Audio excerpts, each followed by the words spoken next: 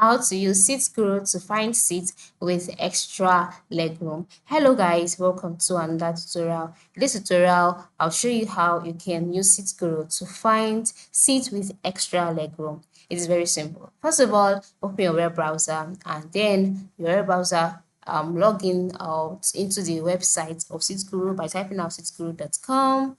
Okay, and then once you're at the website, you'll see some tabs such as seat maps, airlines, cheap flights, etc. So scroll down to the section where you would see two tabs, namely seat maps and shop flight. And so ensure you select seat maps since you're trying to find seats with extra legroom. By clicking on seat maps, you'll see the options displayed there. You see valid airline, you see dates, you see enter numbers. Then the next step would be for you to enter in the airline where you booked your flight. So for example, it could be Air Arabia.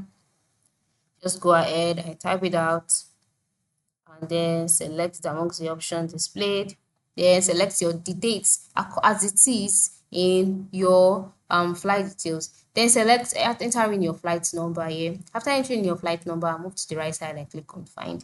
And by clicking on find, SeatGuru would use the seat map to show you the seats available on your flight, and then the seats are usually color coded. Okay, note this, the seats are color coded. For the green seats, the green seat is the one that has extra legroom. All right, the green seat, the one with color green, and the one with extra legroom, a recline, and with other perks. And the yellow one is the one not with much legroom and little pegs, such as compared as the green one, while the red seats are the ones that you should avoid these seats by all means, because they are not they have issues, all right, such as maybe no window, not enough ventilation and the likes. So ensure you select either the green or the yellow. But for you to find seats with extra leg room, the best thing is for you to select the green seat, and by doing that you'll be able to get a seat with extra leg room.